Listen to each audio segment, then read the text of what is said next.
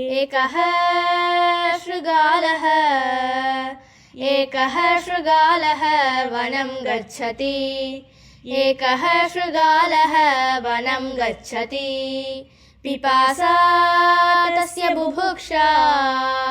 पिपासया बुभुक्षया वनं गच्छति सः वनं गच्छति तत्र गच्छति किमपि न लभते तत्र गच्छति किमपि न लभते इतोपि गच्छति किमपि न लभते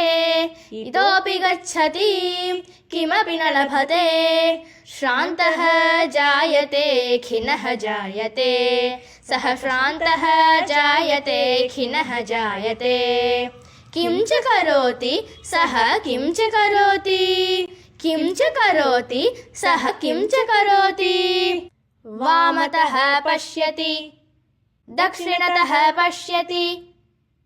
अग्रतः पश्यति पृष्ठतः पश्यति वामतः पश्यति दक्षिणतः पश्यति अग्रतः पश्यति पृष्ठतः पश्यति स्वेदः जायते तृषा जायते स्वेदः जायते तृषा जायते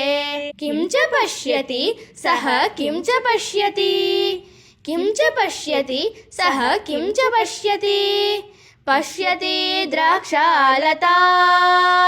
सः पश्यति द्राक्षाफलम् पश्यति द्राक्षालतां सः पश्यति द्राक्षाफलम्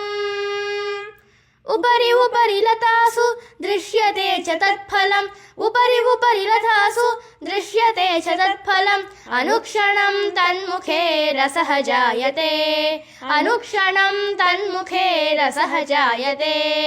किं च करोति सः किं च करोति किं च करोति सः किं च करोति